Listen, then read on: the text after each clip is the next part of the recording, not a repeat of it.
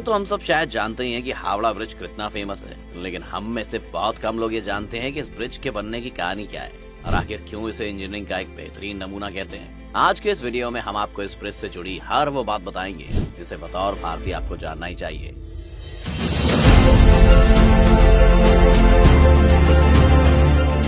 कोलकाता और हावड़ा के बीच हुगली नदी पर पहले कोई ब्रिज नहीं था। नदी पार करने के लिए नाव ही एकमात्र जरिया था। बंगाल सरकार की ओर से साल 1871 में हावड़ा ब्रिज अधिनियम पारित होने के बाद साल 1874 में सर ब्रैडफोर्ड लेस्ली ने नदी पर पीपे के पुल का निर्माण कराया गया। साल 1874 में 22 लाख रुपए की लागत से नदी पर पीपे का एक पुल बनाया गया, जिसकी लंबाई 1528 फीट और चौड़ाई 62 फीट थी। फिर 1906 में हावड़ा स्टेशन बनने के बाद धीरे धीरे ट्रैफिक और लोगों की आवाजाही बढ़ने लगी।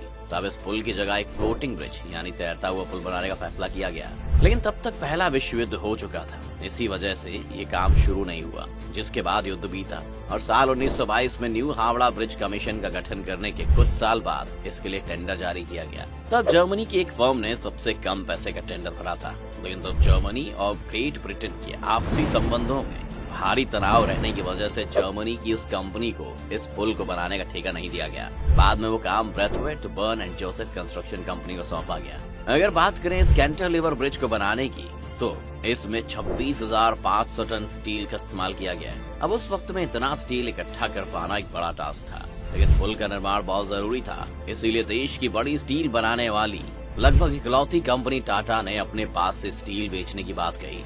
इसी कारण डिमांड में से 23,500 टन स्टील की सप्लाई टाटा स्टील ने की। यानी अगर देखें तो ये पुल एक तरह से टाटा का ही पुल है। इस बात मिलने के बाद हावड़ा ब्रिज की डिजाइन तैयार की गई, जो कि अंग्रेजों की एक शर्त थी कि ब्रिज चाहे जैसे भी बने, लेकिन ब्रिज के नीचे कोई पुल नहीं होना चाहिए, ताकि ब्रिज के नीचे से निकलने वाली बोट्स को कोई दिक्कत ना हो।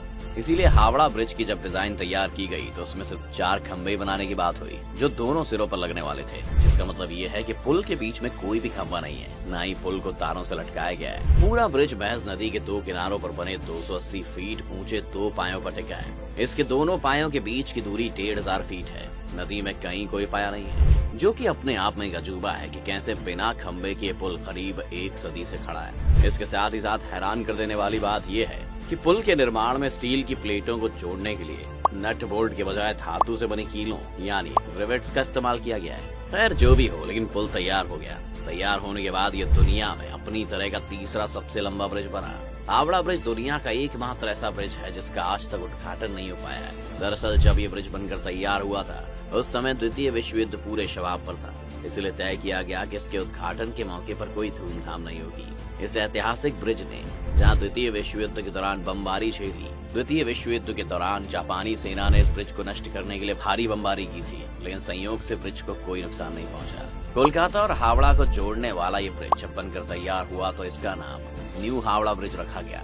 14 जून 1965 को गुरु रविंद्रनाथ टैगोर के नाम पर इसका नाम रविंद्र सेतु कर दिया गया, लेकिन आज भी लोग इसे हावड़ा ब्रिज के नाम से ही जानते हैं। सबसे ज्यादा रोचक बात यह है कि आज इससे रोजाना लगभग 1.25 लाख गाड़ियां और 5 लाख से ज्यादा पैदल यात्री गुजरते हैं। लेकिन अगर शुरुआती समय की बात करें तो ये ब्रिज बनने के बाद इस पर पहली बार इस पर एक ट्राम गुजरी थी, लेकिन बाद में ट्रैफिक बढ़ने की वजह से इस ब्रिज से ट्राम को गुजरने पर बैन लगा दिया गया।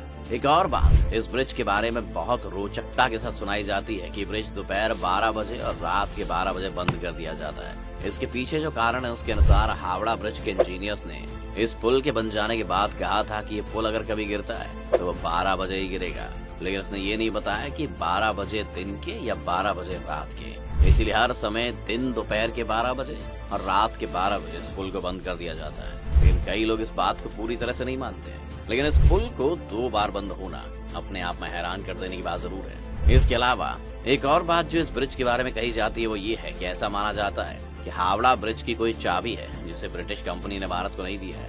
अब ये चाबी करती क्या थी, इसे सुनकर आप चौंक सकते हैं। कहा जाता है कि पुराने जमाने में इस चाबी से ब्रिज को बड़े समुद्री जहाजों के लिए 2 भागों में खोल दिया जाता था, यानी कि अगर इसे ब्रिज गेट कहें तो गलत नहीं होगा। खैर इस बात की भी कोई आधिकारिक पुष्टि नहीं हुई है। अगर हालिया स्थिति की बात करें तो इंजीनियर्स का कहना है कि हावड़ा ब्रिज के खम्भों को अब जंग लगने लगा है। अब इस जंग की वजह है पान। इस पुल से रोजाना लाखों लोग पान चबाते हुए गुजरते हैं और थूकते हुए निकलते जाते हैं। इंजीनियर्स बताते हैं कि जिन खम्भों पर पुल टिका है उनमें से कुछ के आधार की मोटाई पिछले 3 साल में आधी रह गई है। इस बात से आप समझ सकते हैं कि पान चबाने और थूकने की वजह से इतना बड़ा पुल अपने आप को खो रहा है। इसके अलावा भी 2005 में नदी से गुजरता हुआ एक कार्गो शिप इस पुल के बीच में फंस जाने के कारण भी इस पुल को कुछ हद तक नुकसान देखने को मिला। पक्षियों द्वारा हावड़ा ब्रिज पर की जाने वाली गंदगी से कोलकाता पोर्ट ट्रस्ट काफी परेशान है, क्योंकि इससे ब्रिज को केमिकल लॉस हो रहा है। इसीलिए ट्रस्ट हर साल ब्रिज से पक्षियों की गंदगी हटाने के लिए 5 लाख का कॉन्ट्रैक्ट देता है। लोगों के इस पूरे ब्रिज को पेंट करने के लिए 26,500 लीटर पेंट की खपत होती है, जिसमें लगभग 65 लाख रुपए खर्च होते हैं। 2006 की शुरुआत में इसकी मरम्मत कराई गई थी, जिसमें 8 टन स्टील की खपत हुई थी। इस पूरी प्रक्रिया में 50 लाख रुपए खर्च हुए थे। इसके अलावा भी ये ब्रिज भारत के इतिहास और खास तौर से कलकत्ता के इतिहास का एक बड़ा हिस्सा रहा है। इसीलिए ये हमारी जिम्मेदारी भी बनती है कि हम ऐसी धरोहरों को बचा के रखें। बाकी आपको हावड़ा के बारे में और क्या पता है, आप हमें कमेंट करके जरूर बताएं।